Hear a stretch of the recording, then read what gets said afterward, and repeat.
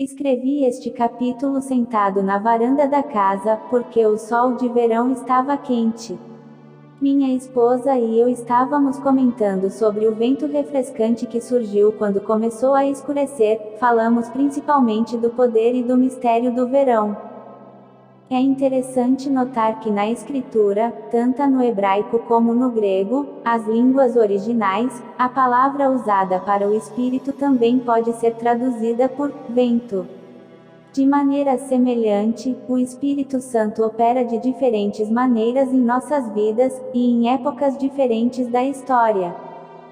Eu já vi furacões em Texas e Oklahoma, e até no meu estado natal da Carolina do Norte, quando menino. Eu vi o poder do vento.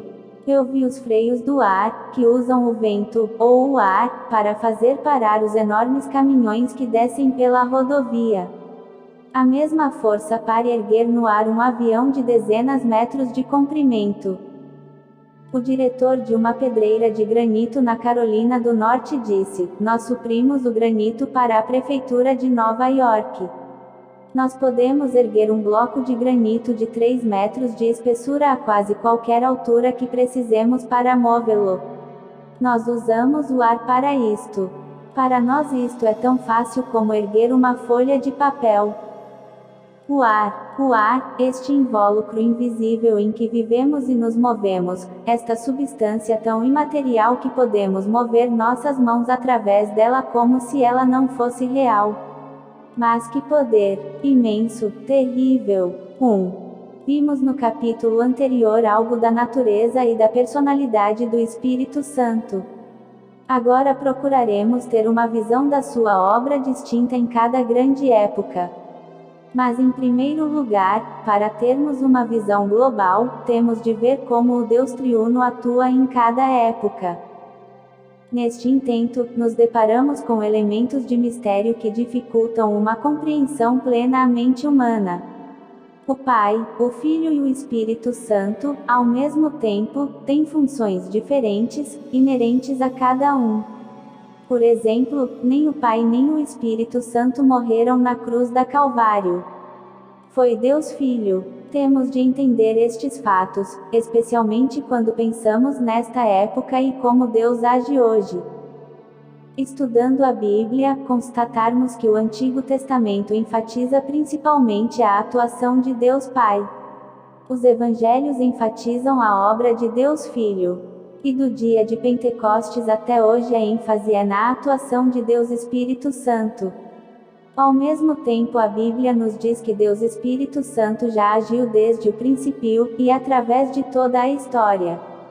Por isso iniciaremos nosso estudo da obra do Espírito Santo examinando rapidamente sua atividade nas épocas antes de Pentecostes, antes de nos concentrarmos no seu ministério singular daquele dia em diante. A atuação do Espírito desde a criação até Belém. No capítulo anterior analisamos alguns versículos que mostram como o Espírito Santo estava atuando na criação. De acordo com Gênesis 1:2, a terra era sem forma e vazia, havia trevas sobre a face do abismo.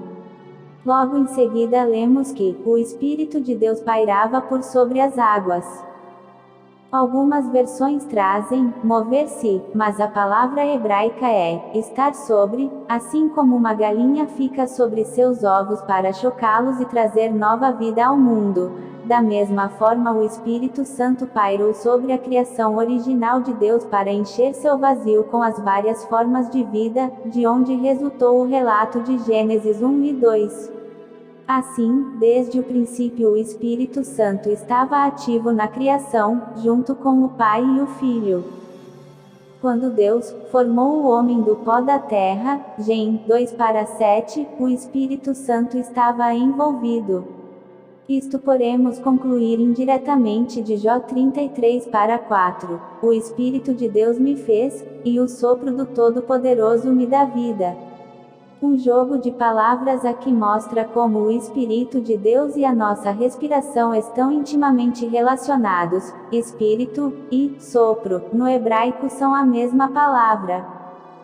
Também lemos em Gênesis 2:7 que o Senhor Deus lhe soprou nas narinas o fôlego de vida, e o homem passou a ser alma vivente. Embora a palavra fôlego não seja aqui a mesma que significa espírito, é claro, de acordo com esta passagem, que o homem deve sua vida a Deus. E o sopro de Deus que deu partida no homem para sua peregrinação terrena foi de fato o Espírito Santo, como Jó 33:4 deixa claro. O Salmo 104:30 nos leva um passo adiante na compreensão do papel do Espírito na criação. O Espírito não só colaborou na formação da terra e do primeiro ser humano, mas ele é sempre o Criador da vida. Envias Deus, o teu Espírito, eles são criados, e assim renovas a face da terra. Quem dos eles, que o Espírito cria? Todo o Salmo o explica, mas nos versículos 18 a 26 vemos que estão incluídos cabras selvagens e coelhos do mato. V. 18. BLH, animais selvagens como leõezinhos, versos 20, 21, o homem. V. 23, e tudo que vive sobre a terra ou no mar, versos 24, 25. No Antigo Testamento, uma mulher casada que não conseguia ter filhos, sabendo que quem dá a vida é o Espírito, ia ao tabernáculo ou ao templo. Lá, ou ela orava ou o sacerdote pedia a Deus que abrisse o seu ventre.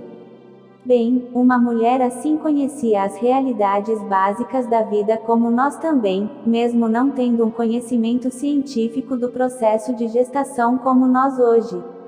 Mesmo para nós ainda é um mistério da natureza que um espermatozoide possa penetrar num óvulo e iniciar uma nova vida.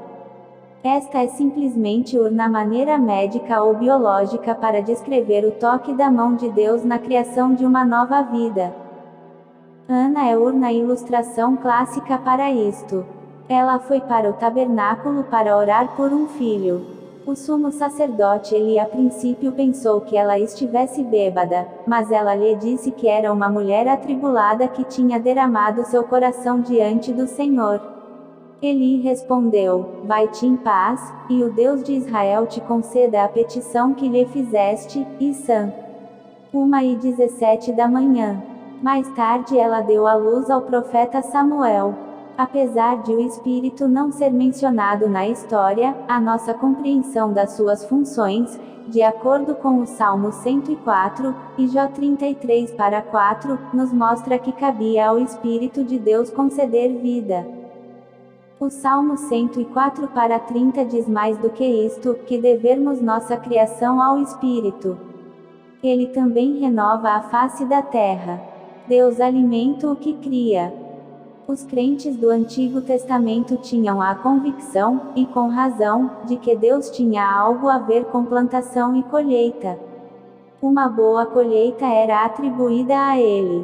Fazes crescer a relva para os animais, e as plantas para o serviço do homem, de sorte que da terra tire o seu pão. Salmo 104,14. Em Deuteronômio 28 são relacionadas as condições para a bênção ou maldição da terra prometida. Se Israel obedecesse a Deus, tinha a promessa: bendito o fruto do teu ventre, e o fruto da tua terra, e o Senhor te dará abundância. No fruto do teu solo, dói.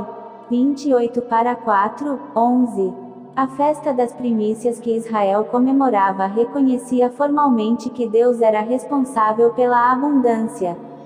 Hoje, curvando nossas cabeças à mesa para agradecer a Deus pelos alimentos, continuamos reconhecendo Deus como aquele que nos sustenta. Todavia, Deus abençoa e amaldiçoa, liberta e castiga. Diversas vezes o Antigo Testamento atribui a salvação de Israel ao Espírito de Deus. Ele agiu nas pessoas antes do dilúvio. Gen. 6:3. Eu creio que ele está agindo nas pessoas hoje exatamente como antes do dilúvio. Jesus disse: assim como foi nos dias de Noé, será também nos dias do Filho do Homem. Lucas 5:26 da tarde. As mesmas perversões doentias, a mesma decadência e corrupção moral predominam hoje em dia. O Espírito Santo está agindo poderosamente, mas a grande maioria da raça humana não quer ouvir. Depois, de tempo em tempo, o Espírito Santo tomou posse de diversas pessoas para libertar o povo de Deus. Por exemplo, somente no livro de Juízes ele veio sobre Otiniel, Juí. 1h10 da tarde, Gideão 4h34 da tarde, Jefté, 11h29 da manhã, e Sansão, 1h25 da tarde. Há no Antigo Testamento 3 expressões principais para a atuação do Espírito Santo nas pessoas. 1. Ele vinha sobre alguém, o Espírito de Deus se apoderou de Zacarias, 2 CRO acento circunflexo N. 00:20. 2. Ele repousava sobre alguém, o Espírito repousou sobre eles, número 11h25 da manhã. 3. Ele enchia alguém, eu o enchi do Espírito de Deus, Êxodo 31:3. O Espírito não só usou juízes e profetas para libertar Israel, mas também reis.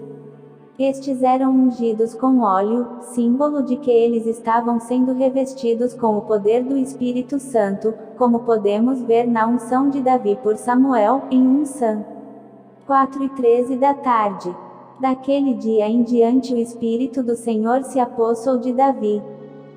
No versículo seguinte nos deparamos com uma afirmação solene. No livro de Juízes geralmente o Espírito se retirava depois de a pessoa escolhida concluir a sua obra. Aqui vemos que ele poderia retirar-se também quando esta pessoa desobedecia.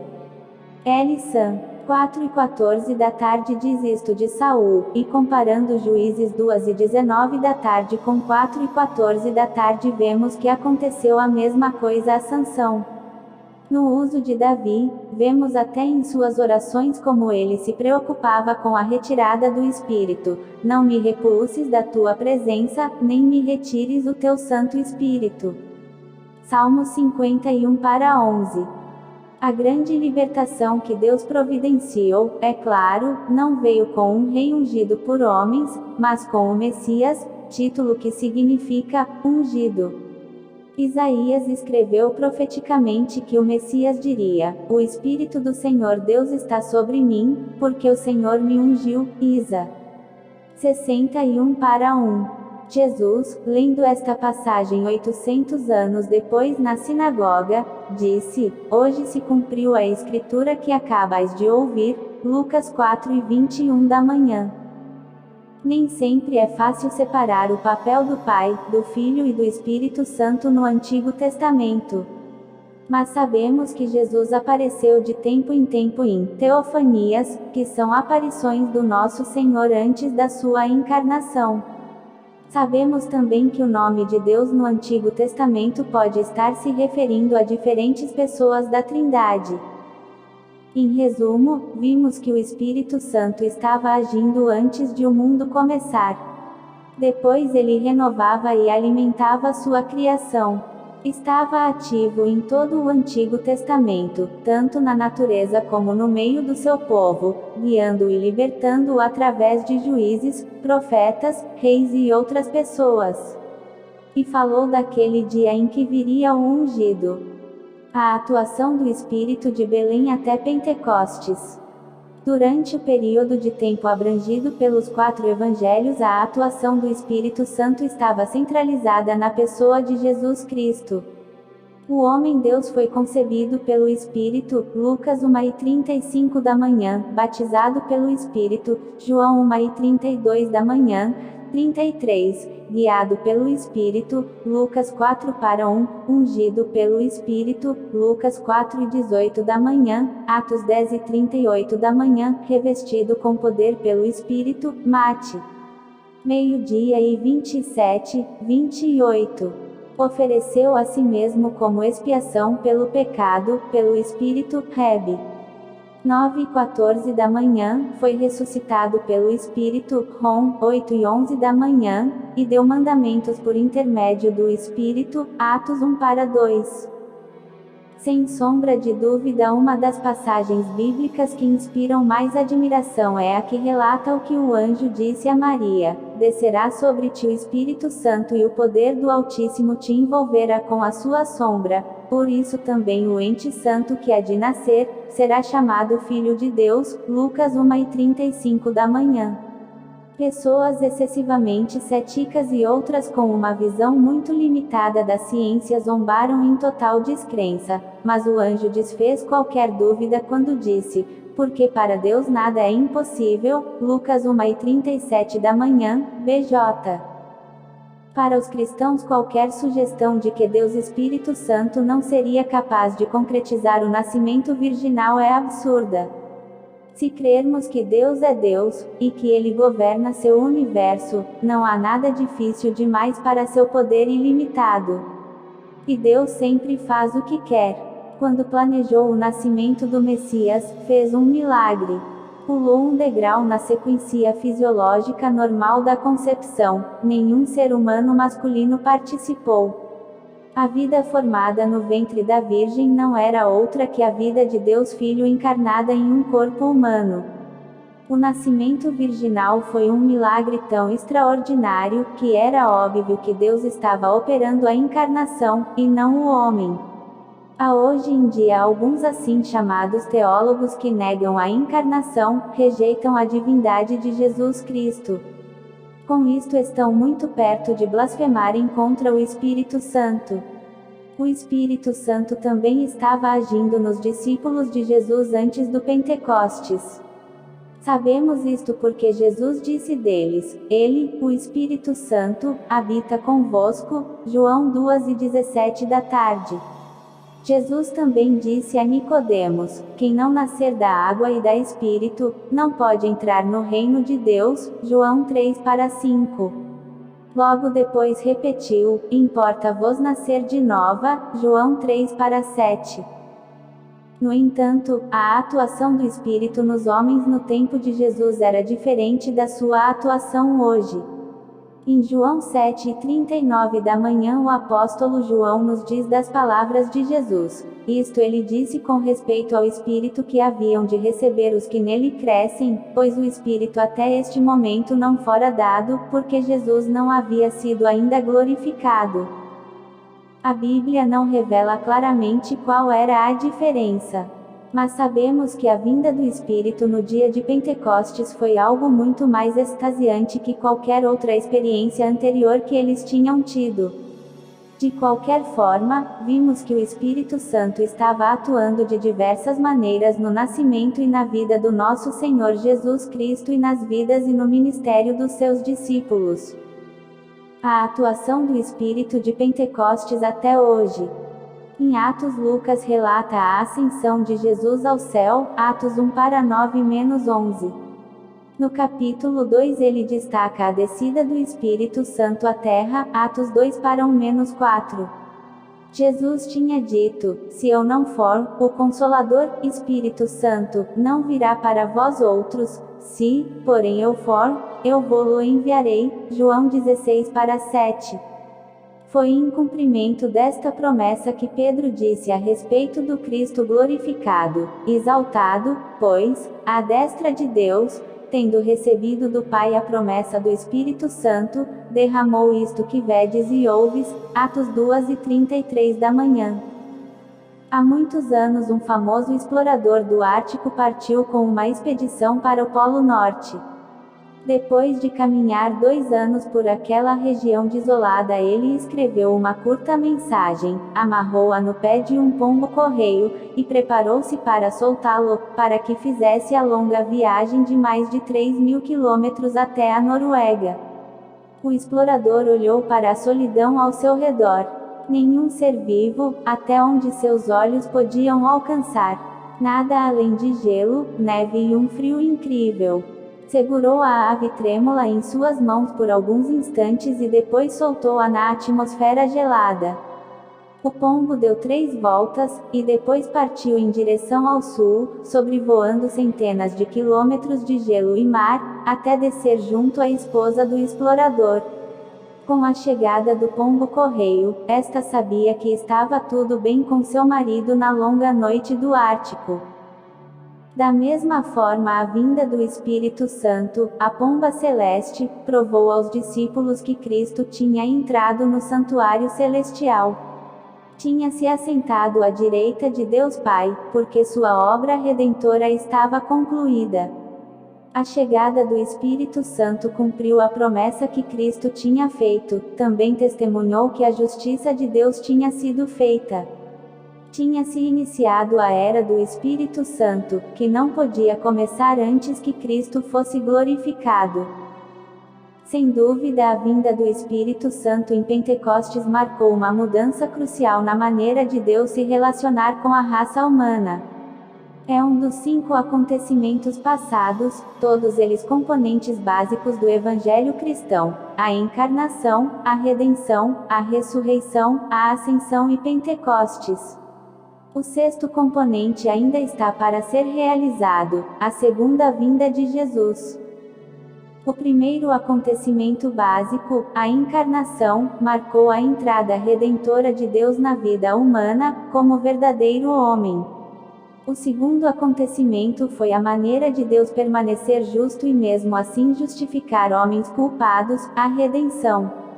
O terceiro, a ressurreição, demonstrou que os 3 grandes inimigos do ser humano, a morte, Satanás e o inferno, tinham recebido o golpe de misericórdia. O quarto, a ascensão, mostrou que o Pai tinha aceito a obra redentora do Filho, e que as exigências da sua justiça tinham sido cumpridas. O quinto evento, o Pentecostes, nos assegura que o Espírito de Deus veio para realizar seus propósitos no mundo, na igreja e no crente individual. O calendário judaico estava orientado em diversas festas durante o ano. As 3 mais importantes eram as em que todos do sexo masculino deveriam comparecer perante o Senhor doi. 4h16 da tarde. Estas 3 festas eram a Páscoa, a Festa dos Tabernáculos e Pentecostes.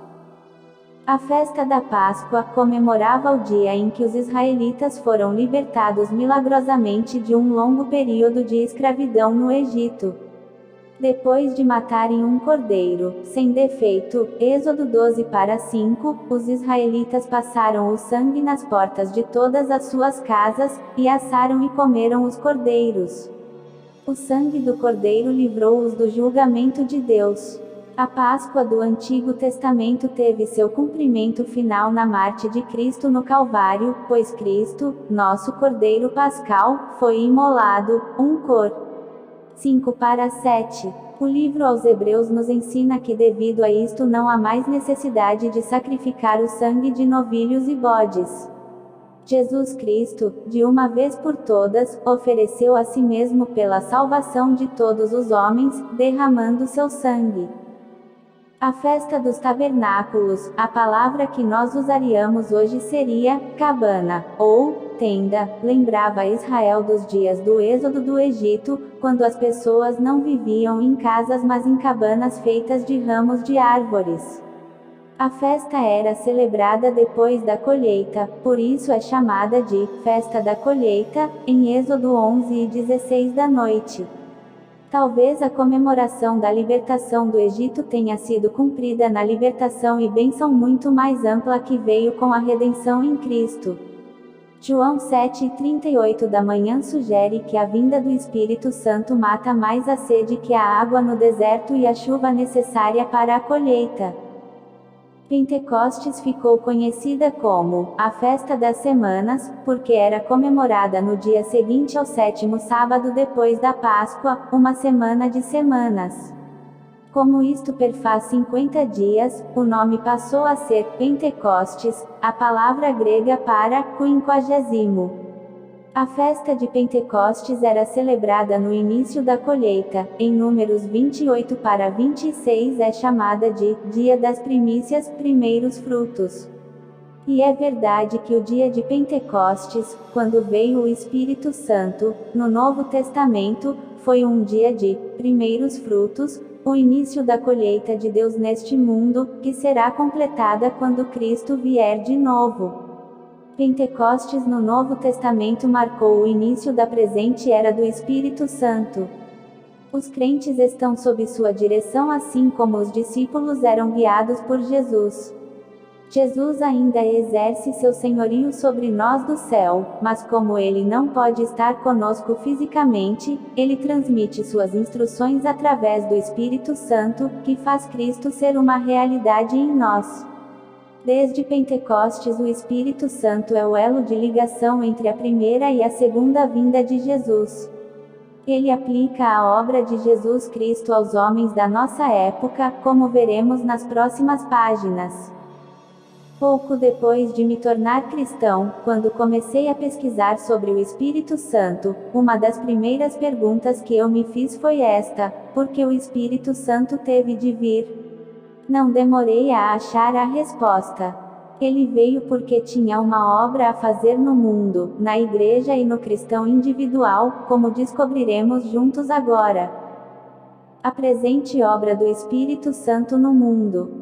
A obra do Espírito no mundo é dupla.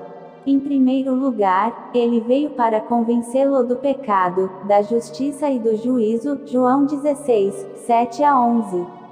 A Bíblia ensina, todos nós sabemos isto de experiência própria, que todos pecaram e estão afastados da presença gloriosa de Deus. Rom.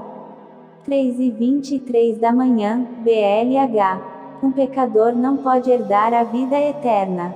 Todos que nasceram neste mundo revivem a queda de Adão. Todos nascem com a semente do pecado dentro de si, e ao chegarem à idade responsável não tardam a ser culpados de multidão de pecados. A diferença entre pecado e pecados. O pecado é a raiz, os pecados são os frutos. Pode ser que alguém não esteja consciente de que seu maior problema é o pecado, ou que o pecado o separou da comunhão com Deus. Por isso é tarefa do Espírito Santo perturbá-lo e convencê-lo do seu pecado. Ele não pode experimentar a salvação sem que isto aconteça. Nas concentrações das nossas cruzadas eu tenho visto pessoas erguerem seu punho para mim enquanto eu pregava. Eles não estavam hostilizando a mim, tenho certeza, mas o Espírito Santo os tinha convencido. Muitas vezes estas pessoas depois vêm para aceitar a Cristo. O Espírito Santo não só convence de pecado, ele convence as pessoas também que Jesus é a justiça de Deus. Ele mostra aos pecadores que Jesus é o caminho, a verdade e a vida, e que ninguém vem ao Pai a não ser por ele. O Espírito Santo também convence o mundo do juízo, porque o príncipe deste mundo já está julgado, e todos os que recusarem a oferta de vida eterna que Deus faz também serão julgados. Quando o apóstolo Paulo, falando do que Cristo tinha feito em sua vida, diante de Agripa, disse que na estrada para Damasco, na hora da sua conversão, Deus lhe tinha revelado o tipo do seu ministério. Seria entre os gentios, para lhes abrir os olhos a fim de que se convertam das trevas à luz, e do poder de Satanás a Deus, para que recebam remissão de pecados. Atos 26-18, IBB. No momento em que Jesus Cristo morreu na cruz, Satanás sofreu uma derrota catastrófica. Pode ser que a derrota não seja evidente, quando lemos os jornais e ligamos a televisão, mas Satanás é um inimigo vencido em princípio. Ele ainda arrisca sua guerra de pecado, mas sua destruição total e afastamento da terra estão próximos. Até lá ele vai intensificar suas atividades. Cristãos em todo o mundo podem notar que há novos demônios agindo. Perversões, permissividade, violência e centenas de outras tendências sinistras se manifestam em todo o mundo com uma intensidade que houve provavelmente só nos dias de Noé.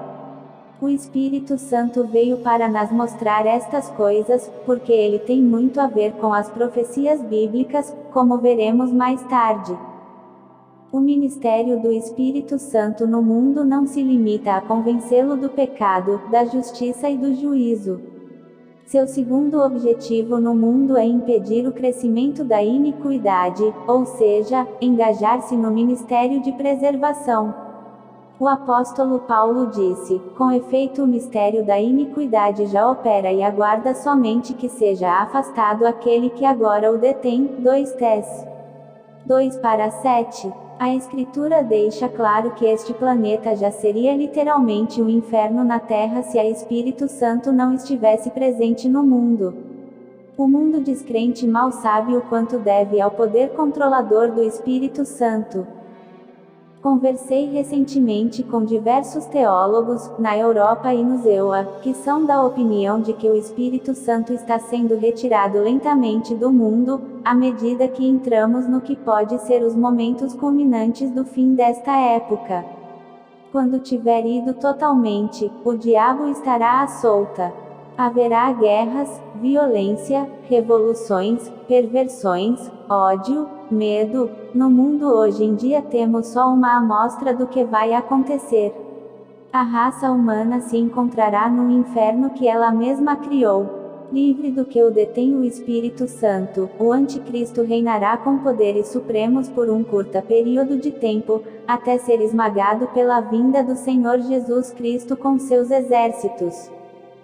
O Espírito Santo também age através do povo de Deus, que é chamado por Jesus no Sermão do Monte de sal da terra e luz do mundo, Mate 5:13,14.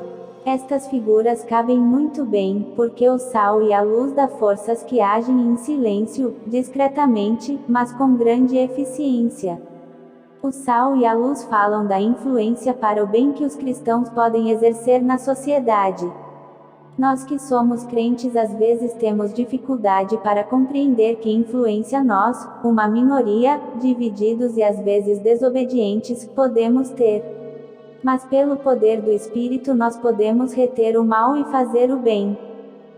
Aplicando mais estas metáforas, sabemos que o sal e a luz são essenciais em casa. A luz dissipa a escuridão, e o sal conserva os alimentos. A Bíblia nos diz que o mundo estará cada vez mais em trevas, quanto mais perto do fim. O mundo não tem luz própria, e está em acelerado processo de decadência. Jesus nos ensinou que nós, seus seguidores, poucos e fracos, somos o sal que pode retardar o processo de declínio. Cristãos ativos no mundo são a única verdadeira luz espiritual no meio de grande escuridão espiritual. Se estudarmos os profetas do Antigo Testamento, descobriremos que uma parte do julgamento dos condenados é a destruição dos justos. Isto coloca uma responsabilidade enorme sobre os nossos ombros. O mundo só vê urna luz brilhando quando olha para as nossas boas obras. O mundo só nota o sal quando sente a nossa presença moral. Foi por causa disto que Jesus advertiu sobre o sal que perde o seu sabor e a luz que fica obscura. Ele disse: brilho a vossa luz, Mate 5:16 da manhã. Se você e eu cumprissemos fielmente o nosso papel, haveria uma revolução dramática mas pacífica no mundo, da noite para o dia.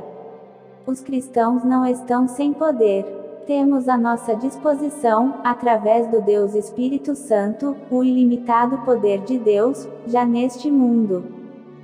A atuação do Espírito Santo na Igreja. O Espírito Santo age não só no mundo, mas também na Igreja. Quando eu falo de igreja, não estou falando da igreja presbiteriana, batista, metodista, anglicana, luterana, pentecostal ou católica, mas de todos os crentes. A palavra igreja vem de uma palavra no grego que significa os que foram reunidas. A igreja estava coberta de mistério no Antigo Testamento, mas mesmo assim Isaías proclamou: portanto assim diz o Senhor Deus, eis que ponho em Sião como alicerce uma pedra provada, pedra preciosa de esquina, de firme fundamento. Isa 28:16, IBB. O Novo Testamento diz que Cristo é este firme fundamento da sua igreja, e que todos os crentes são pequenas pedras edificadas formando o santo templo do Senhor. 1 Pedro 2:51 da manhã. Cristo também é a cabeça do seu corpo, a Igreja Universal. e é a cabeça de cada congregação de crentes local. Cada pessoa que se arrependeu de seu pecado e recebeu a Cristo como Salvador e Senhor faz parte deste corpo chamado de igreja. Por isso a igreja é mais que uma organização religiosa. É um corpo vivo, com Cristo como cabeça, vivo porque a vida de Cristo deu vida a todos que creram. Qual é o papel do Espírito Santo neste quadro? Em primeiro lugar, a Bíblia nos diz numa sentença muito bonita que foi ele que deu início à igreja, pois, em um só Espírito, todos nós fomos batizados em um corpo, quer judeus, quer gregos, quer escravos, quer livres. E a todos nós foi dado beber de um só Espírito. Porque também o corpo não é um só membro, mas muitos, um corpo. 13,14. Em segundo lugar, pelo Espírito Deus vive na igreja. Assim também vocês, em união com Cristo, são construídos, junto com os outros, para se tornarem uma casa onde Deus vive por meio do seu Espírito. Efésios 2:22 da manhã, BLH. Hoje em dia Deus não vive em templos feitos por mãos humanas. Mas se reconhecermos que Deus está mesmo, pessoalmente, em nosso meio quando estamos reunidos na igreja, nossa adoração será mais profunda. É preciso esclarecer uma questão sobre o relacionamento entre o Espírito Santo e Jesus. A Escritura fala de Cristo em nós, e alguns cristãos não compreendem completamente o que isto significa. Jesus, homem-Deus, tem agora um corpo glorificado. Onde quer que ele esteja, seu corpo tem de estar também. Neste sentido, Jesus está agora à direita do Pai, no céu, em sua função como segunda pessoa da Trindade. Vejamos, por exemplo, Romanos 8:10 da manhã. Se Cristo está em vós, o corpo está morto por causa do pecado. E Gálatas 2:20 da manhã, Cristo vive em mim. Nestes versículos está claro que se o Espírito está em nós, Cristo está em nós. Cristo mora em nossos corações pela fé. Mas na verdade o Espírito Santo é a pessoa da Trindade que mora em nós, foi enviado pelo Filho, que partiu mas voltará pessoalmente, quando nossos olhos físicos o verão. Os crentes são de fato a casa onde mora o Espírito. Mas, infelizmente, muitas vezes lhes falta o fruto do Espírito. Precisam ser avivados, receber nova vida. Quem me fez ver isto com toda a clareza foi o bispo Festo Kivengeri. Em um artigo sobre reavivamentos de grande alcance que percorreram a África Oriental, ele disse: "Quero contar-lhes da gloriosa atuação do Espírito Santo, trazendo vida nova a uma igreja morta. Podem chamá-lo de reavivamento, regeneração ou o que quiserem. O Senhor Jesus, ressurreto em poder, começou, através do poder do Espírito Santo, a visitar uma igreja que estava dispersa como ossos. Isto pode soar surpreendente para alguns de vocês, mas vocês podem ser evangélicos e secos mesmo assim. E então veio Jesus Cristo. O grande poder que nos atraiu veio pela simples apresentação do Novo Testamento, e o Espírito Santo tirou homens e mulheres do seu isolamento e nos trouxe para o centro, a cruz. O tema do reavivamento da África Oriental foi a cruz, e nós precisávamos dela.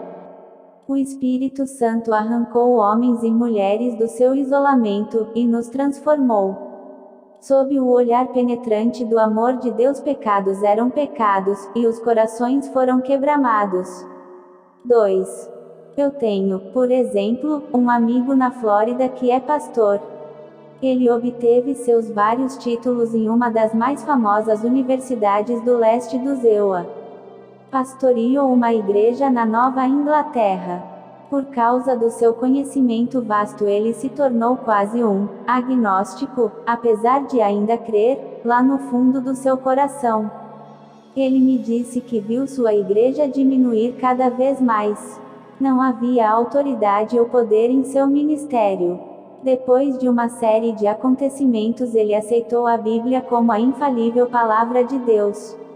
Começou a viver e a pregar com poder. O fruto do Espírito se mostrou em sua vida, e o poder em seu ministério. Sua igreja desabrochou como uma rosa. As pessoas vinham de todos os lugares para ouvi-lo pregar. Em terceiro lugar, o Espírito Santo concede dons a pessoas específicas na igreja. Para o aperfeiçoamento dos santos, para o desempenho do seu serviço, para a deificação do corpo de Cristo, Efésios 4:12 da manhã. Já que estudaremos estes dons em próximos capítulos, é suficiente dizer aqui que o Espírito Santo dá a cada cristão um dom, no momento em que este recebe a Cristo. Nenhum cristão pare dizer, eu não tenho nenhum dom. Cada um tem pelo menos um dom do Espírito. Uma das fraquezas das igrejas de nossos dias é não reconhecer, desenvolver e usar os dons que Deus deu às pessoas nos bancos. Eu tenho um amigo que é pastor na costa ocidental do Zewa. Certo domingo ele distribuiu pedaços de papel em branco às pessoas que vieram ao culto, dizendo: eu quero que vocês estudem, pensem e orem durante uma semana sobre que dom vocês têm do Espírito Santo. Escrevam-no neste papel, e devolvam no domingo que vem. No domingo seguinte foram recolhidos 400 pedaços de papel.